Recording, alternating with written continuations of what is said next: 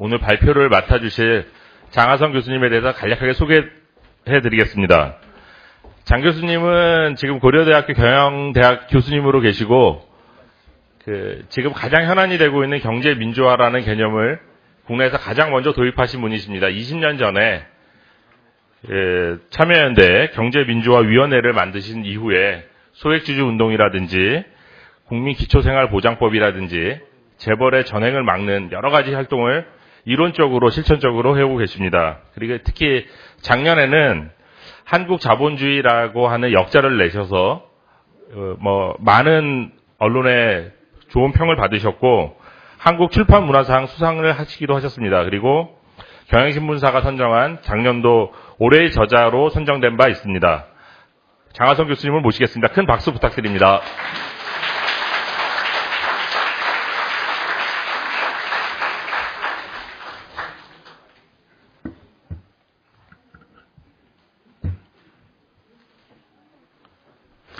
반갑습니다. 장하성입니다. 오늘 이 좌담회가 이렇게 엄청난 정치적 사건인 줄 알았으면은 절대 제가 안 의원님한테 하겠다는 말을 안 했을 겁니다. 오늘 오신 국회의원님들만 모시면은 제가 한국을 바꿀 수 있는 정당을 만들 수 있을 것 같다는 생각이 듭니다. 제가 딱 10분의 국회의원님만 있다면 저는 한국 경제를 상당 부분 바꿀 수 있다. 그런 좀 허황된 자신감을 가지고 있는데 오늘이 그 자리가 아닌가. 그래서 아예 창당대회를 하면 어떨까 그런 생각이 듭니다. 제가 오늘 드릴 말씀은 정치적인 이야기라기보다는 경제 문제인데 결국은 경제는 정치입니다. 저는 그래서 이 책의 결론에서 결국 문제는 정치다. 왜냐하면 아무리 좋은 정책이 있어도 그 정책을 실천할 정치가 없으면 세상은 바뀌지 않는다. 그러면 정책은 있느냐? 제가 좀 감히 건방지게 말씀드리면 우리가 원하는 세상이 무엇이고 우리가 지향하는 가치가 무엇이라는 것이 정해지면 그 가치와 우리의 이상을 실현할 수 있는 정책은 얼마든지 있습니다.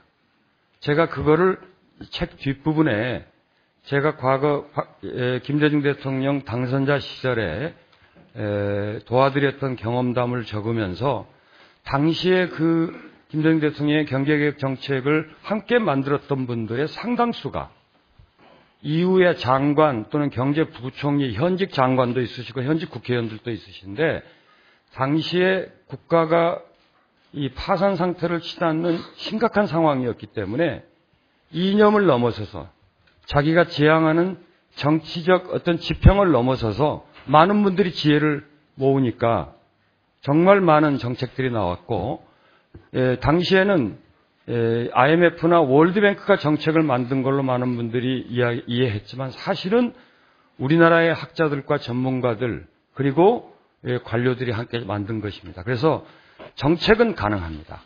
문제는 그 정책을 어떻게 현실로 만들 것이냐 하는 문제이기 때문에 안 의원님은 대표를 하셨고 우리 김한길 의원님도 대표를 하셨으니까 제가 대표를 맡아서 자, 그러면 경제 문제를 이야기하기 전에 한국 경제를 좀 먼저 진단을 하고 그리고 나서 빠른 속도로 이 현상을 좀 보고 어떻게 그러면 해결할 것이냐는 문제를 말씀을 드리겠습니다. 먼저 이 주의가 조선에 들어오면 조선의 주의가 되지 않고 주의의 조선이 되려 한다. 그리하여 주의를 위하는 조선은 있고 조선을 위하는 주의는 없다. 이게 단재 신채호 선생께서 1925년 북경의 망명 중에 동아일보에 기고했던 신년사 이야기입니다. 지금 대한민국 경제가 자본주의 시장 경제를 하고 있다고 하지만 과연 이게 한국 자본주의인지 아니면 자본주의를 위한 한국인지가 좀 불분명한 것 같습니다. 그래서 결국은 우리는 어떤 자본주의를 하고 있고 어떤 시장 경제를 하고 있는지를 좀 더 명확하게 우리 스스로를 좀 돌아봐야 될 필요가 있지 않느냐 생각을 합니다. 그럼 자본주의는 무엇이고 시장경제는 뭐냐? 자본주의가 사회주의와 다른, 특히 공산주의와 다른 가장 큰 요건은 사회재산을 허용하고 보호하는 것입니다. 그리고 시장경제가 협동체 경제나 공동체 경제와 다른 것은 결국은 경쟁을 통해서 결과를 내는 것입니다. 그런데 단순하게 사회재산을 허용하고 보호하는 것이 아니라 그 사회재산은 정당한 것이어야 됩니다. 그리고 경쟁은 공정한 것이어야 됩니다. 다시 말하면 정당한 사회재산은 보호될 가치가 없습니다. 그리고 공정한 경쟁이 아닌 것은 시장경제가 아닌 것입니다. 자, 그런데 지금 한국 경제가 가지고 있는 많은 모순들은 이념적 어떤 대립 속에서 보수와 진보가 함께 만들어낸 모순이다. 저는 그렇게 생각을 합니다. 첫째, 이 지키기가 있는데요. 보수는 기득권 지키기를 합니다. 뭐 규제 이야기를 하던 성장 이야기를 하던 분배 이야기를 하던 고용 이야기를 하던 항시 기득권 세력의 기득권을 지켜주기 위한 어떤 지키기를 하고 진보는 진보 좌파는 현실과 떨어진 이념을 지키기를 합니다. 다시 말하면 조선을 위한 이념인지 이념을 위한 조선인지 구분이 되지 않는 그런 구조인 것 같습니다. 뿐만 아니라 보수 세력을 보면 지금 우리 길정의 의원님이랑 이 새누리당 이 당은 2조를 보면은 자유민주주의 시장경제를 주장하고 있습니다. 자유와 시장, 경쟁을 통한 시장과 이 민주주의를 이야기를 하는데 많은 보수의 주장을 보면 시장을 부정하고 있습니다. 시장이라 하면 앞서 말씀드린 공정한 경쟁을 통한 효율성을 내고 파이를 키우는 건데 불공정한 경쟁을 보호하고 오히려 옹호하는 그래서 반시장적인 자기 부정을 하고 있고요. 진보 쪽은 끊임없이 자본의 문제를 제기를 하는데 자본을 부정한 대안을 이야기하지 않기 때문에 스스로 체제를 부정하는 그래서 둘 다 현실을 부정하는 이러한 모순이 있고요. 또 다른 측면에서 보면 제가 헛다리 짚기라고 했는데요. 문제가 해결되지 않고 경제가 어떤 더 이상 성장하지 않는 이런 상황을 항시 규제 탓을 합니다. 그리고 산업 구조 탓을 합니다. 그러니까 원인을 짚는데 외면하고 기득권들이 자기들의 이해관계를 위한 규제 완화를 아주 당연시합니다. 제가 책에 정경련이 발표한 규제개혁 200대 과제를 자세하게 분석한 게 있습니다. 거기에 한국 경제의 가장 심각한 고용 문제랄지 분배 문제랄지 소득 문제랄지 하는 거에 대한 규제 문제는 단 한 가지도 없습니다. 전부 뭐 비용을 완화해달라 또는 오히려 공정경쟁을 해치는 심지어는 어떤 것도 있느냐면요. 승마장에 뭐 초지를 구성하게 해달라 동물원에 뭐 총포를 소지하게 해달라는 게 정경련이 발표한 200대 규제 과제에 들어가 있습니다. 이건 전부 기득권 지키기. 그리고 진보는 재분배 이야기를 합니다. 근데 뒤에 가서 보시겠습니다만 재분배란 다시 분배한다는 뜻입니다. 그 이야기는 분배가 웬만큼 됐는데 그걸로 우리 사회가 균형을 갖추지 못하니까 다시 분배하자는 이야기인데 사실은 분배, 즉 원천적 분배 자체가 이루어지고 있지 않는데 자꾸 재분배와 복지 이야기만 하는 겁니다. 잘못 짚고 있는 겁니다. 그리고 보수는 과거로 미래를 자꾸 설계하려고 드는 현실 외면입니다. 대표적인 게 박정희 향수입니다. 물론 박정희 향수의 일면은 강력한 리더십입니다. 그러나 민주사회에서 강력한 리더십을 우리는 더 이상 바라기 어렵습니다. 또 하나는 고도성장 이야기인데요. 고도성장은 더 이상 이렇게 국민소득이 이제 3만 불을 치닫고 있는 상황에서 가능하지 않고요. 정부가 산업구조를 바꿀 수 있는 역량도 제한적입니다. 절대적으로 정부가 모든 것을 규제하고 분배하고 통제하던 개발경제 시대의 향수로 한국의 미래를 자꾸 이야기합니다. 그러다 보니까 끊임없이 규제 타령을 하는 거죠. 반면에 진보는 한국 현실과 관계없는 대안을 가지고 한국을 살게 하려고 합니다.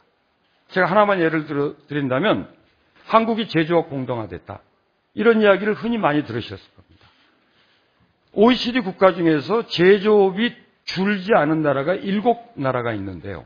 34개 나라 중에서 그중에 5개 나라는 줄지 않은 게 아니라 1%포인트 지난 2, 3년 동안 미만이니까 거의 정체 상태고요. 유일하게 제조업 비중이 GDP에서 늘어난 나라가 한국과 칠레입니다. 근데 칠레가 한 2.4%인데 한국은 무려 한 6%포인트 정도 늘었습니다. 한국은 제조업이 늘었지 줄은 나라가 아닙니다.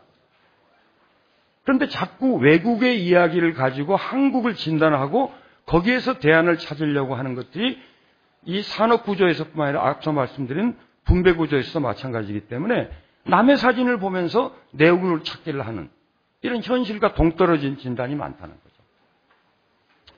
자, 보수의 문제를 조금 더 보면은 제가 앞서 자본주의의 핵심은 사회재산이라고 했는데 과거의 시대적 상황에 의해서 어쩔 수 없는 것이긴 했습니다만은 불법과 불의와 부패로 축적한 사회재산을 어디까지 보호해줘야 되는가? 또는 불법은 아니더라도 예를 들어 최근에 삼성의 이재용 사장의 경우를 보면은 부모님으로부터 95년에 물려받아서 상속세 낸 게 16억에 불과합니다. 그리고 나머지 한 45억 가지고 지금 800배 이상을 늘렸습니다. 이재용 사장이 성공시킨 사업이 어디 있고 이재용 사장이 그동안 한 일이 삼성그룹에서 월급 받은 것밖에 없는데 어찌하여 세금 낸 거 없이 무려 재산이 수조 원에 이르는 이런 요술방망이가 가능한 것인가? 자, 그런 재산의 정당성은 우리가 어떻게 확보할 것인가? 보수 자유주의의 가장 극단적인 이 철학자라고 할 수 있는 로버트 노직의 경우에는 사회재산의 보호를 위해서는 정부가 세금을 부과해서도 안 된다. 단 전제 조건은 그 사회재산이 정당하게 만들어진 것이어야 된다. 이렇게 이야기를 합니다. 극단적 자유주의자들도요. 한국에서는 자, 어떻게 그러면 지금까지 이렇게 축적된 불법, 불의, 부패로 축적된 재산을 어떻게 정당할 거냐. 이 절차가 필요합니다. 이미 그건 벌어진 일이기 때문에. 그리고 한국에서는 경영권을 사유재산 취급합니다. 경영권이란 단어는 학계에서도 존재하지 않고 미국이나 유럽에서 이 단어 자체가 없습니다. 영어로 번역이 안 되는 단어입니다. 근데 어떻게 해서 경영권이 세습까지 되는 나라예요.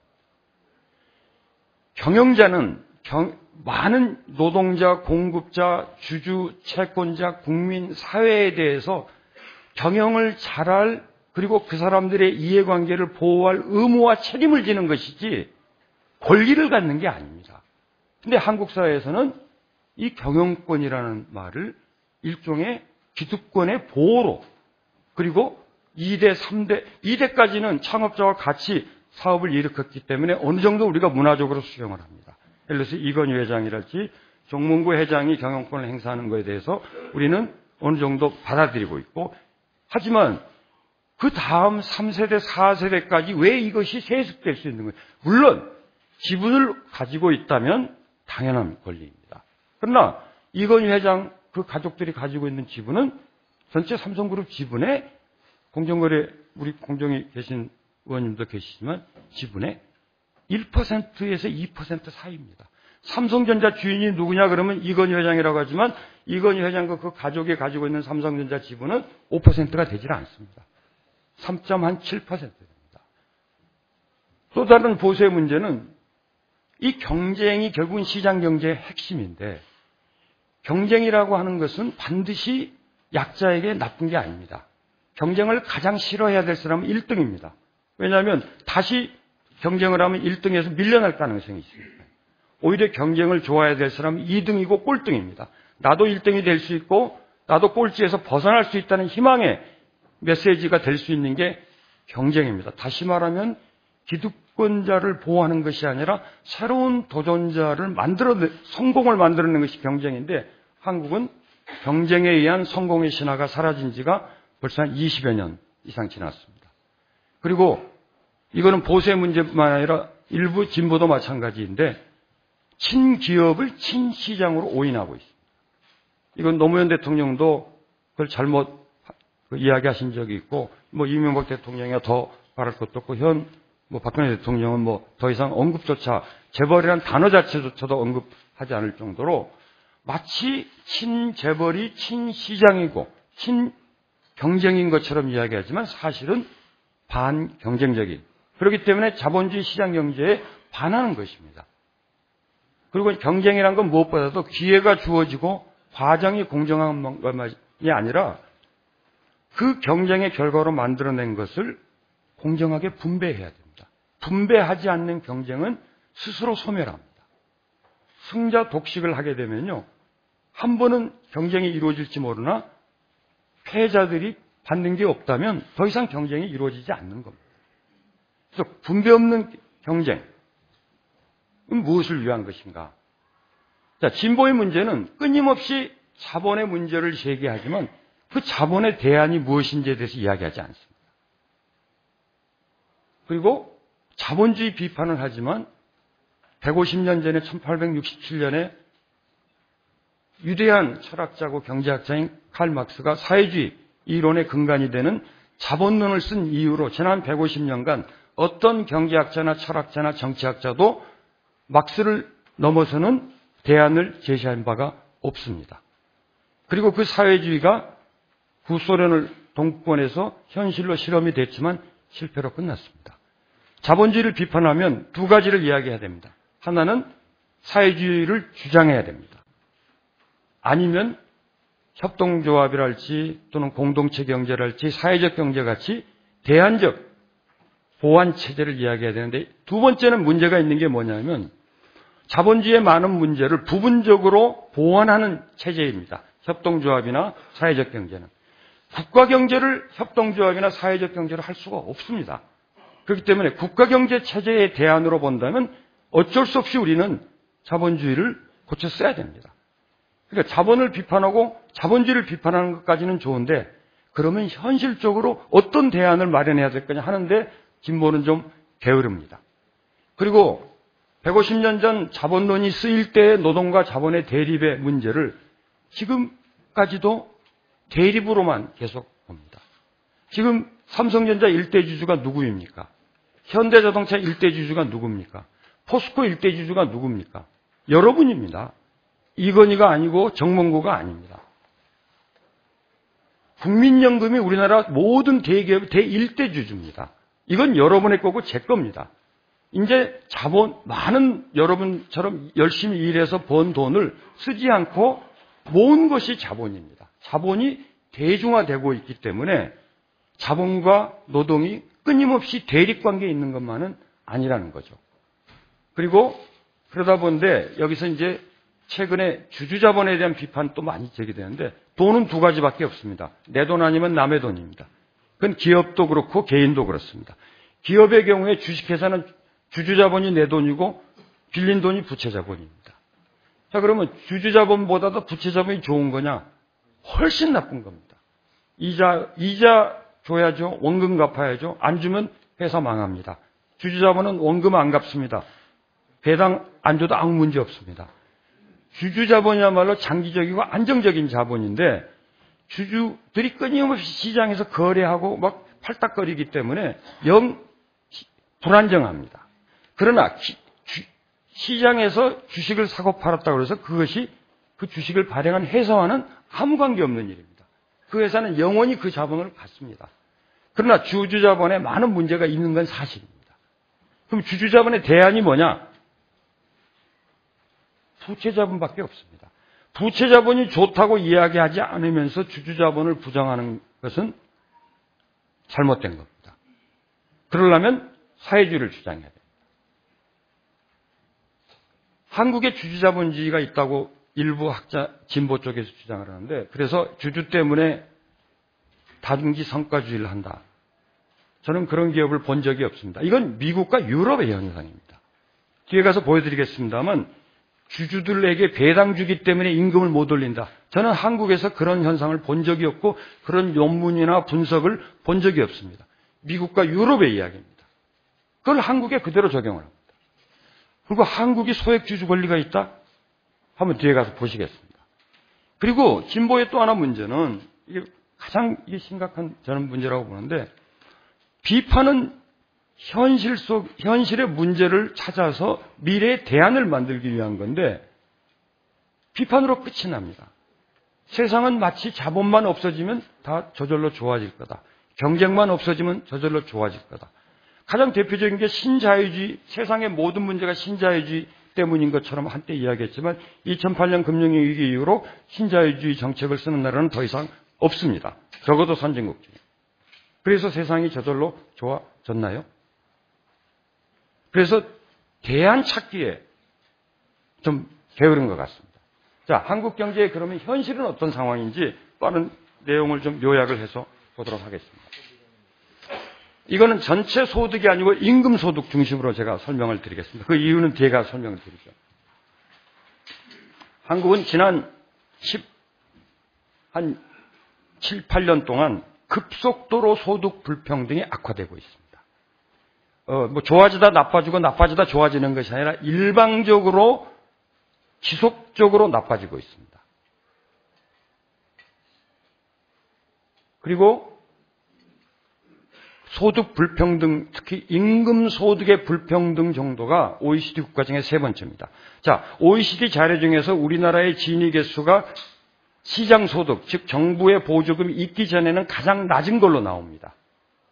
그래서 많은 분들이 한국의 소득 불평등이 없는 거 아니냐, 이렇게 낮은 거 아니냐 그러는데 그거는 OECD가 사용하고 있는 통계가 우리나라 정부가 제공한 통계청 자료인데 통계청 자료는 가계 소득 조사에 의한 건데 거기에는 고소득자의 조사가 상당 부분 누락이 되어 있고 금융소득은 완전히 빠져 있습니다.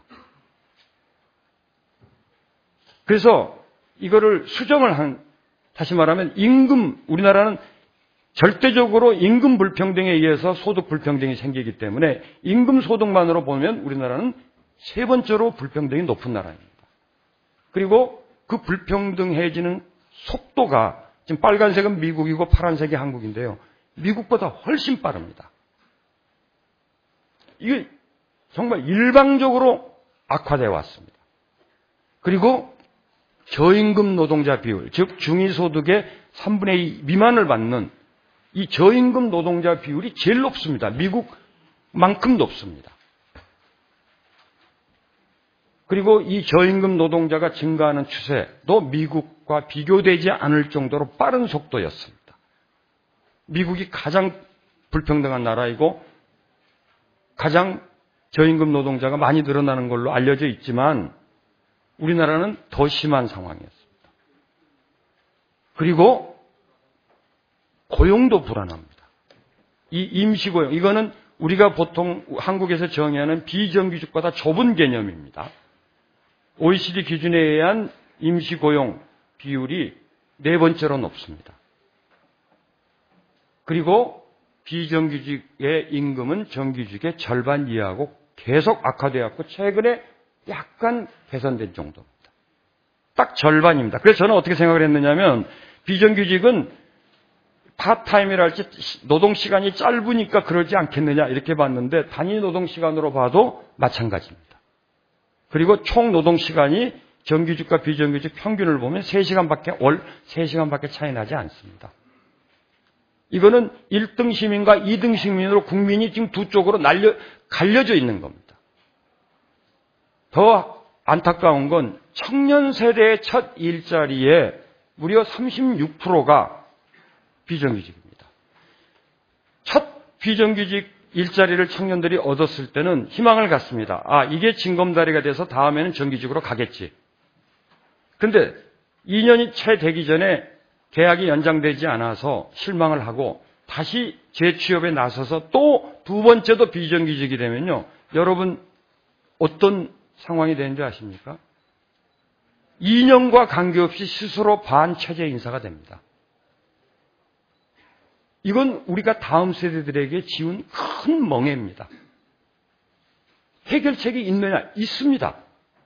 제가 책에 아주 자세히 썼고 지난 대선 때 저는 안철수 후보를 도우면서 이 비정규직을 정규직 줄여가는 정책을 가장 최우선의 정책으로 삼았었습니다. 참 안타깝습니다.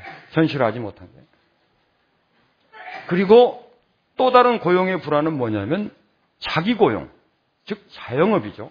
자기고용 비율이 OECD 국가 중에서 네 번째로 높습니다. 자, 그럼 우리나라는 뿐만 아니라 일도 제일 많이 합니다. 자, 이 통계는요, 여러분 다 잘 아시는 통계입니다.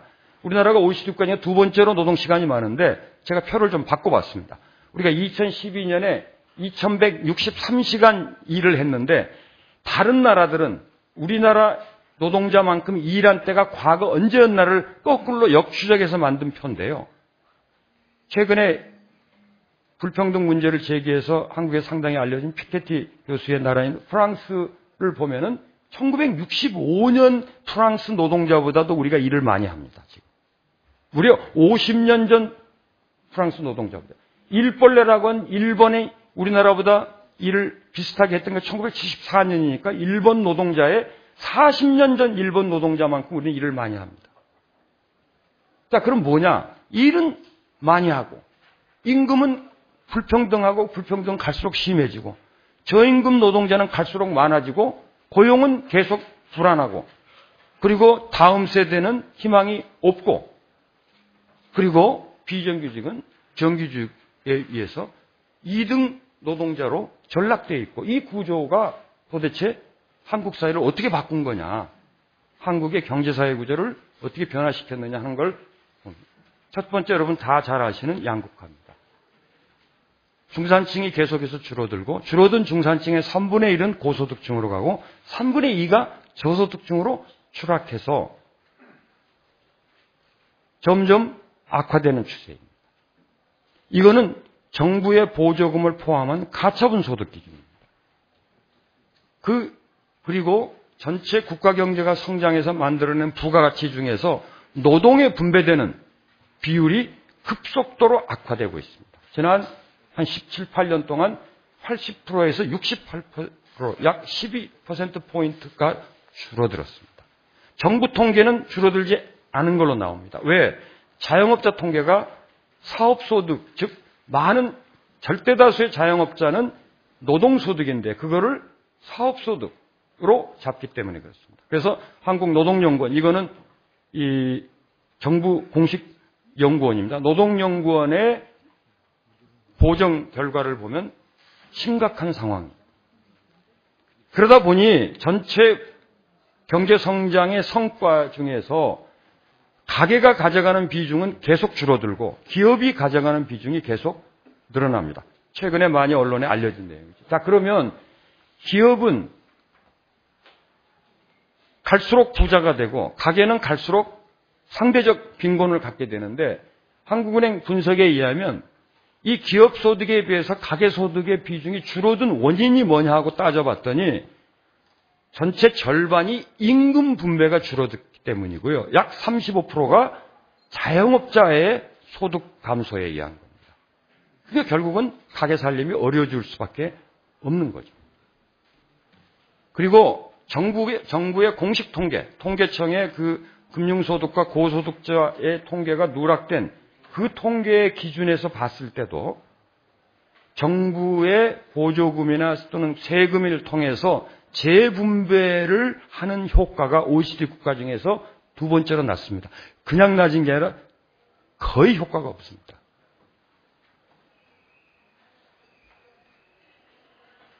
결과적으로 중산층이 줄고 저소득층이 늘고 노동에 대한 분배가 줄고 가계소득이 늘어나지 않고 분배는 줄고 재분배도 안 되는데 왜 경제가 성장했는데도 이런 현상이 지속되고 있고 왜 이게 방치되고 있는가 하는 게 저는 정치권의 책임이라고.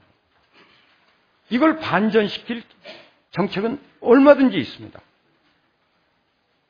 자, 그러다 보니 1990년대까지만 해도 경제 성장하는 거나 가계소득이 늘어난 거나 기업소득이 늘어난 거나 비슷했습니다. 정부의 세수만 성장률보다 좀 높았습니다.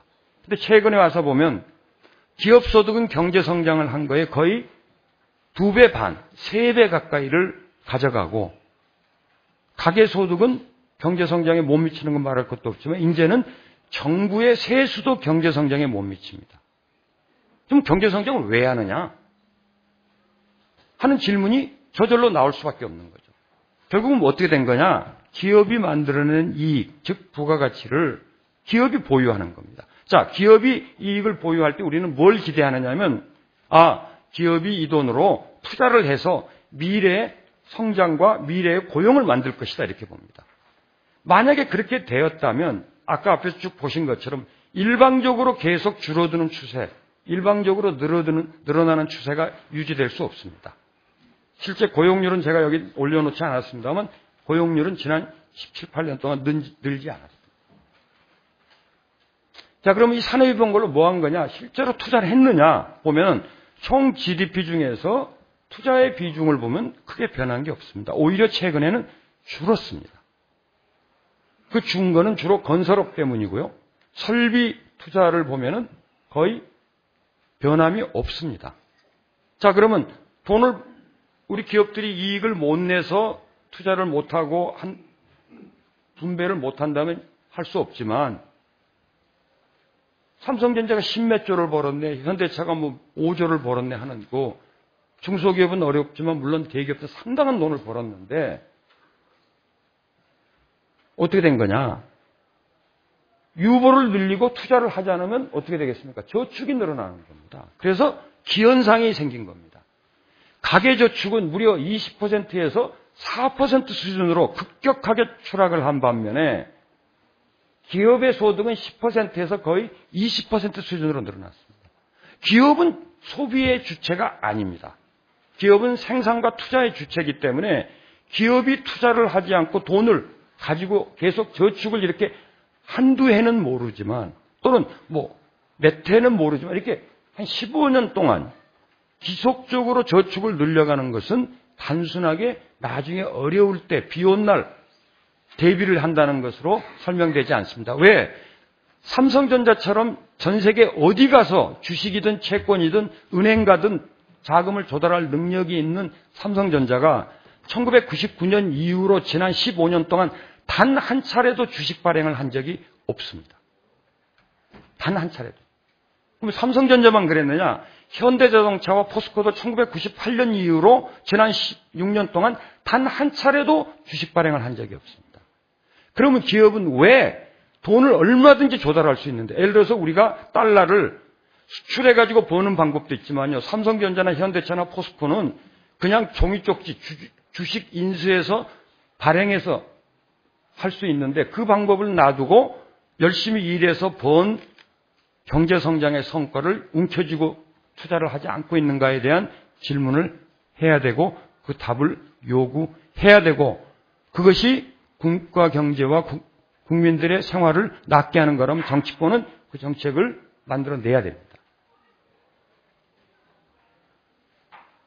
실제로 우리나라는 투자가 굉장히 높은 나라입니다. GDP 대비 투자 비중이 OECD 국가 중에서 두 번째로 높습니다.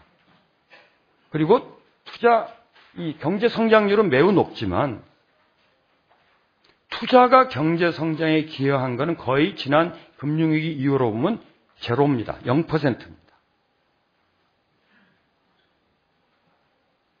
그리고 제조업 비중이 아주 높습니다. 그리고 높을 뿐만 아니라 증가해 왔습니다.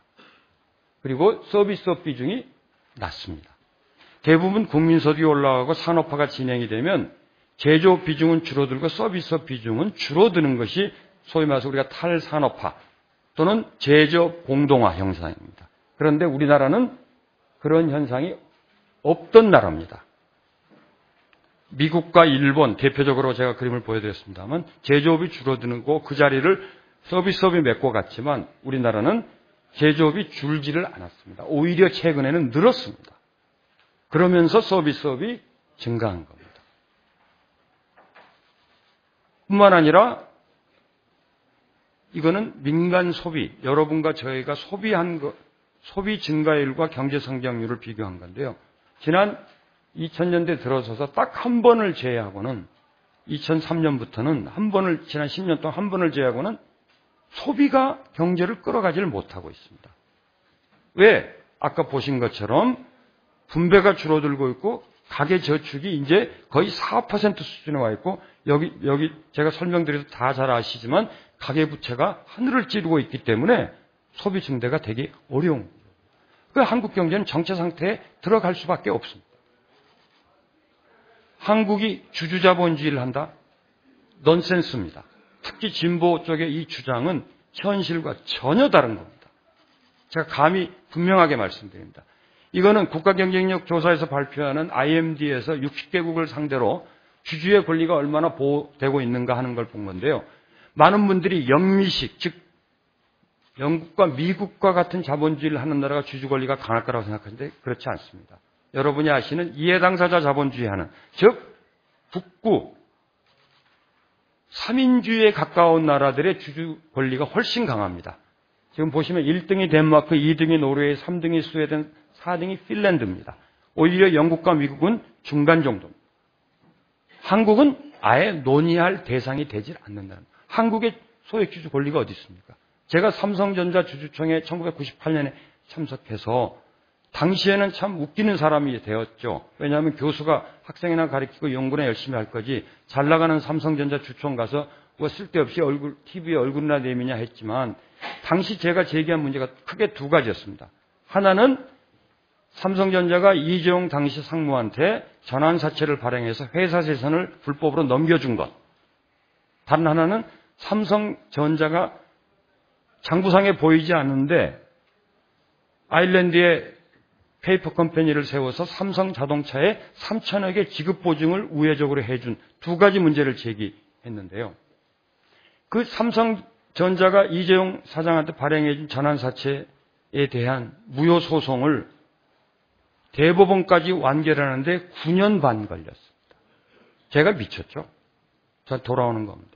한국 사회는 이미 오래전에 그렇게 왜곡되어 왔습니다. 자, 그 결과로 이번에 삼성 SDS, 에버랜드 등등이 상장하면서 이건희 회장의 자녀들은 수조 원의 재산을 그냥 받은 겁니다.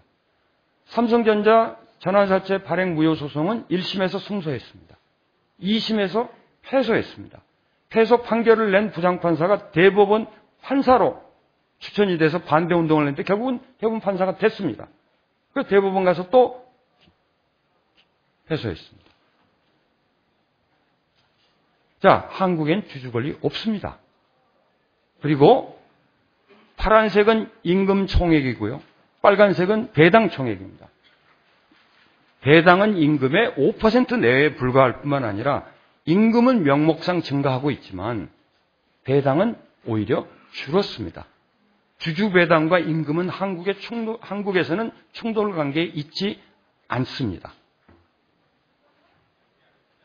그리고 한국은 이거 역시 이거는 이제 세계에서 가장 친기업 조직이라고 말할 수 있는 세계 경제 포럼의 조사인데요.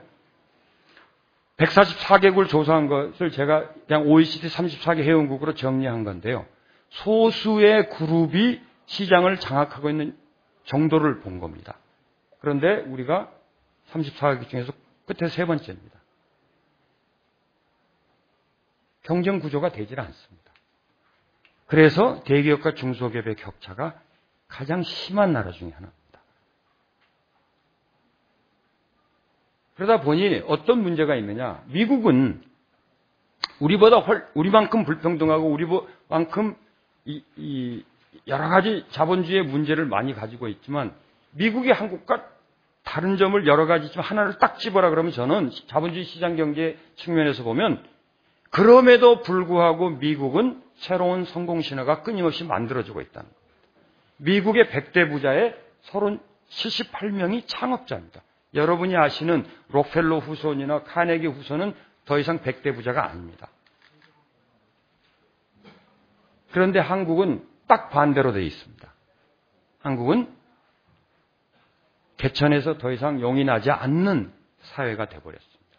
왜 그러느냐?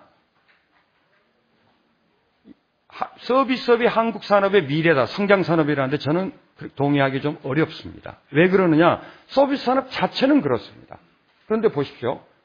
우리나라가 IT 강국이라고 하지만 절대 하드웨어 이외에는 강국이 되지 않는 이유가 있습니다. 소프트웨어에서. 왜? 30대 그룹 중에 22개가 자기가 자기 걸 합니다. 소프트웨어 산업에서 삼성전자나 현대차가 나올 수 없습니다. 왜? 다 내 건 내가 하니까. 물류가 정말 고부가가치고 미래 성장 산업입니다. 그러나 한국은 물류 산업에서 성공할 수 없습니다. 왜? 30대 재벌 중에 20개가 자기 물류 사업합니다. 심지어 꽃배달 서비스도 합니다. 왜? 우리 그룹 내에서 승진하고 아이 낳고 결혼하고 장례 치르면 보내야 될 축하 화합만 해도 많은데 그걸 왜 남 줘? CJ가 대한통운을 인수할 때 삼성의 SDS가 경쟁에 뛰어들었습니다. 4촌간에. 결국은 CJ가 대한통운을 인수하게 됐습니다. 삼성 SDS는 물리한 회사가 아닙니다. 여러분 아시지만. 그런데 CJ가 입찰 경쟁에서 대한통운을 인수하니까 삼성그룹이 어떻게 하는지 아십니까? CJ와 거래하던 물류 물량 1조 원을 끊었습니다. 자, 아무리 큰 기업도 1조 원 매출이 줄고 살아남을 수 있을까요? 이유가 뭐였냐? 우리 삼성도 이제 물류한다. 그러면 한국에는 물류의 삼성전자, 물류의 포스코, 물류의 현대차는 나올 수 없습니다. 왜 그런 구조가 되느냐? 바로 삼성전자가 만드는 반도체 회로보다 더 복잡한 소유구조 때문입니다. 자, 이거 바꿀 수 있느냐? 바꿀 수 있습니다. 이걸 바꾼 그룹이 있습니다. 2003년에 LG그룹이 과감하게 개혁을 시도했습니다. 그래서 2002년에 이 소유구조도를 보면 지금 삼성전자 거나 또 거의 비슷합니다. 근데 지금은 LG는 완벽하게 해결했습니다. LG가 핸드폰 사업에서 성공하지 못하기보다는 크게 성공하지 못해서 일시적으로 기업 지배구조에서 본다면 장기적으로 완벽한 구조를 가졌습니다. 이거 바꿀 수 있습니다. 자, 그러면 이제 이런 한국 경제 현실에서 우리가 다시 물어야 될 질문이 있습니다. 도대체 성장을 왜 하냐? 그리고 성장을 했는데 그럼 결과는 누가 가져갔느냐? 결국은 우리 국민들이 다 함께 잘 살기 위해서 경제 성장을 하자는 건데 나에게 혜택이 돌아오지 않는 성장을 도대체 왜 해야 되는 거냐? 자, 그러면 경제정책의 제일 첫 번째는 분배가 돼야 됩니다. 그런데 이 분배를 누가 하느냐 하는 겁니다. 많은 분들이 착각을 하십니다. 기업의 역할은 분배입니다. 자, 기업의 목적을 경제학 교과서는 이익의 극대화라고 정의합니다. 그거는 궁극적 목적이 아닙니다. 이익을 극대화하는 건 좋은데 극대화한 이익으로 뭐 하겠다는 거냐는 겁니다. 기업은 노동자, 공급자, 경영자, 주주, 채권자, 사회에게 자기가 만든 부가가치를 나누어주는 역할을 합니다. 그리고 나눠주지 않고 갖는 것은 미래 투자를 위해서만 가지고 있는 겁니다. 그게 손익계산서 작성의 원리고 자본주의 분배의 원리입니다. 다시 말하면 기업의 원천적 분배가 앞서 보신 것처럼 계속 줄고 있는데 재분배 이야기만 자꾸 하는 거예요. 그걸로는 절대 불가합니다. 왜? 이제는 정부의 세수도 경제 성장률을 따라가지 못하고 있기 때문입니다. 기업이 분배하게 해야 됩니다. 그거는 반자본도 아니고 반시장도 아니고 그것이 곧 정의로운 자본주의를 위한 것이고 그것이 정의로운 경쟁을 만드는 원천입니다. 그리고 성장을 이제는 투자와 산업구조에서 찾을 일이 아닙니다. 물론 산업구조 바꿔야 되고 투자도 해야 되지만 이제는 소비 그리고 분배를 통한 소비 결국은 소비가 되어야 재생산이 이루어지는 건데 소비란 분배하지 않으면 더 이상 이제 저축률이 4%까지 내려오고 가계부채가 하늘을 찌르는 상황에서 분배가 이루어지지 않는데 어떻게 소비가 이루어지고 소비가 이루어지지 않는데 어떻게 경제가 성장하겠습니까? 소비 없는 확대 재생산은 없습니다. 그리고 이제는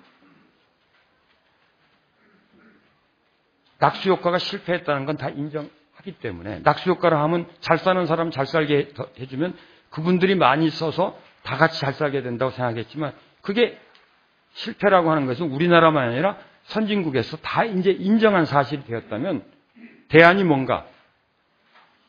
하는 이야기를 해야 됩니다. 결국 그거는 분배입니다.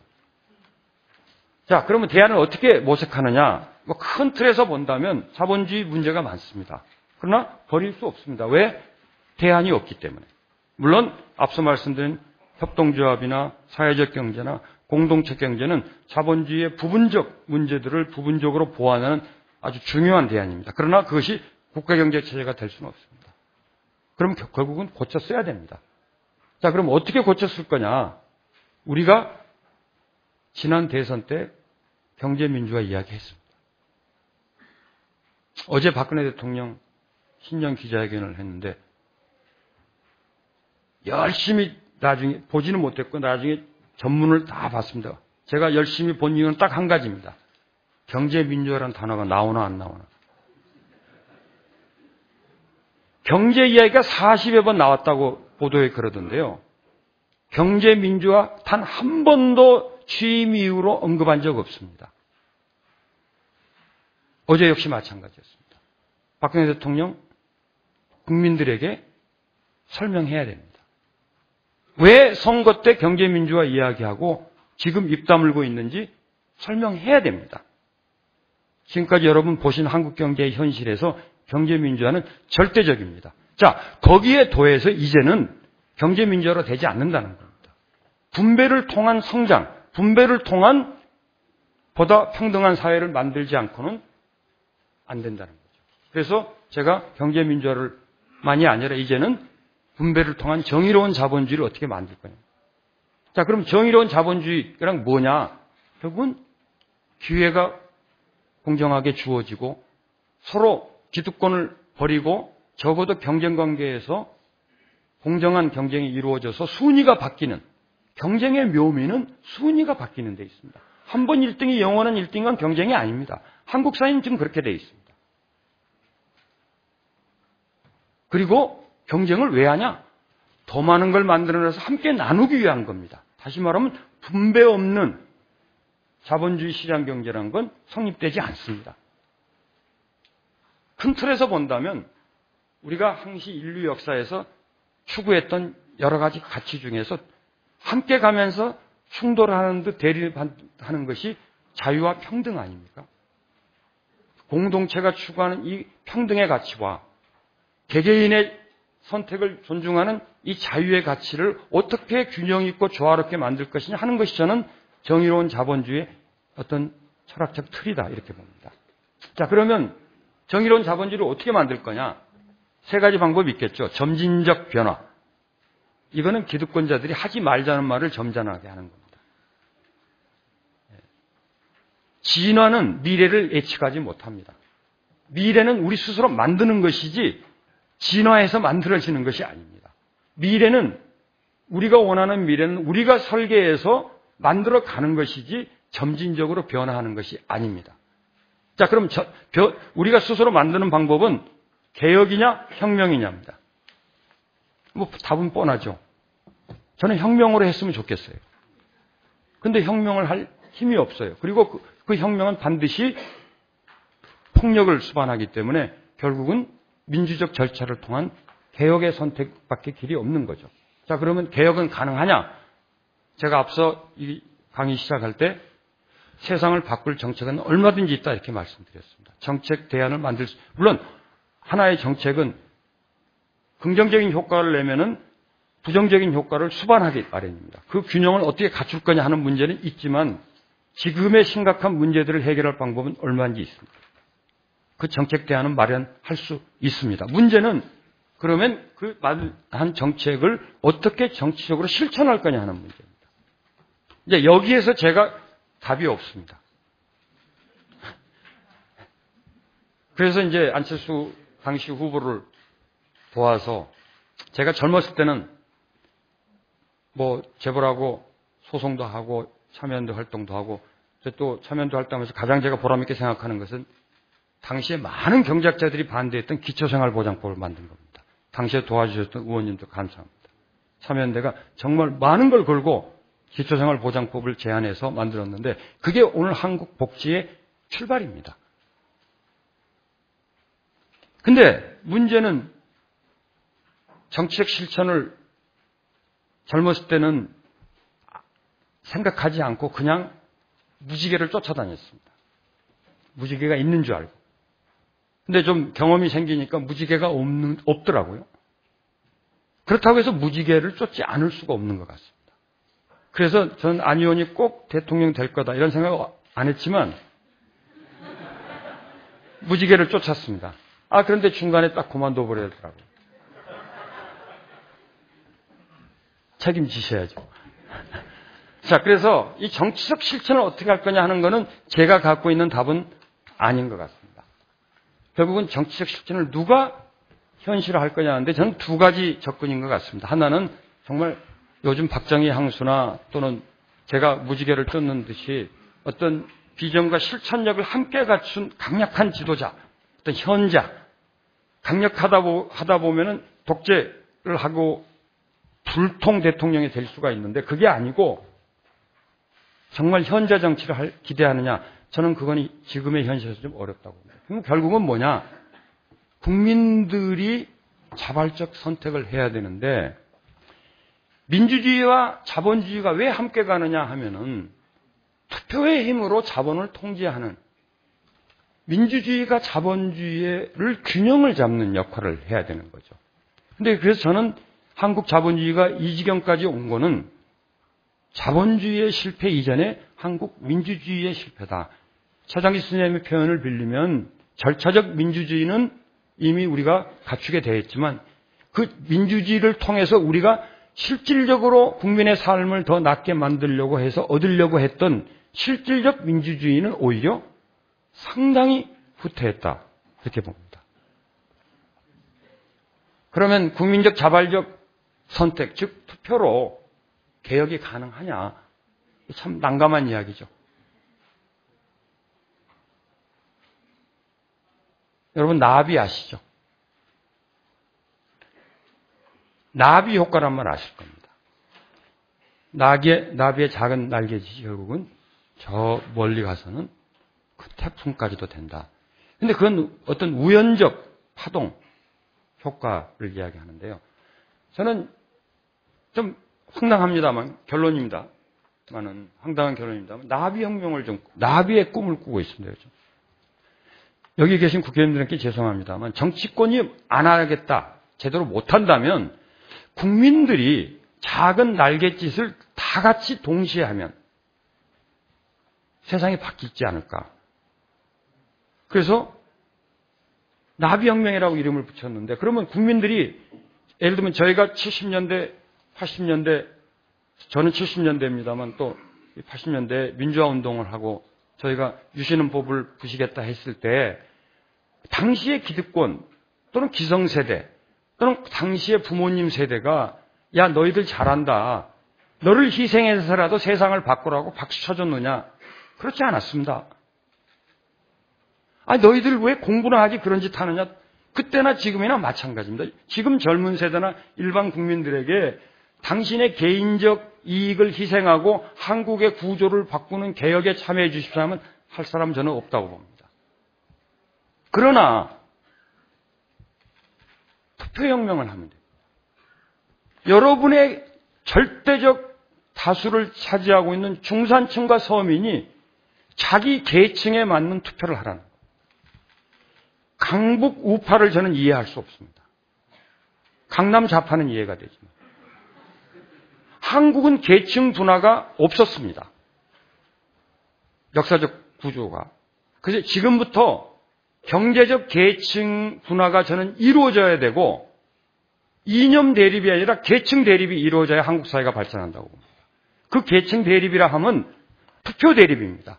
강남 상구는 철저하게 자기 계층에 맞는 투표 선택을 하는데 왜 절대 다수의 중산층 서민은 자기의 경제적 계층에 맞는 투표를 하지 않느냐. 이걸 바꿔내야 됩니다. 여러분이 투표장에서 한 분 한 분이 변화를 일으킨다면 전 된다고 봅니다. 그리고 기억 투표를 하십시오. 기억 투표를 하면 심판을 하라는 겁니다.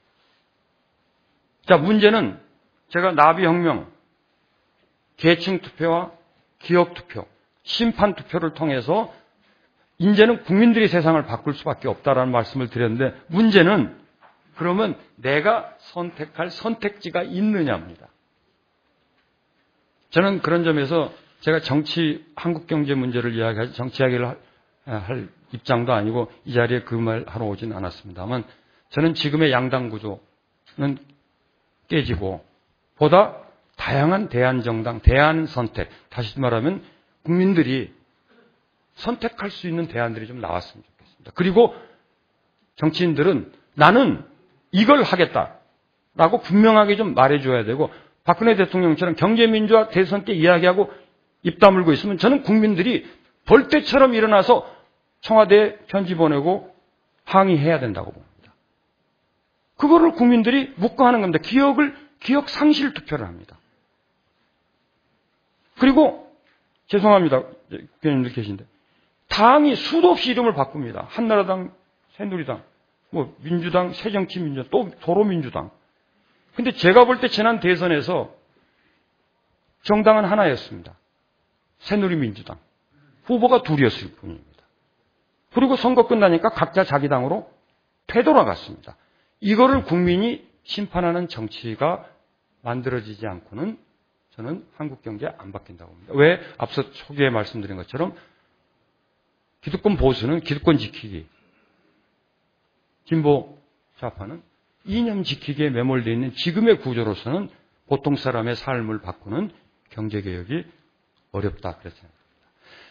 한국 경제를 진단하고 그 대안을 찾는 자리에서 마무리가 정치적으로 돼서 조금 좀 그렇습니다만 제가 아무리 고민해도 정치가 경제를 바꾸지 않고는 경제 스스로 경제를 바꿀 수 없기 때문에 그런 결론을 낼 수밖에 없었습니다. 여기까지입니다. 고맙습니다.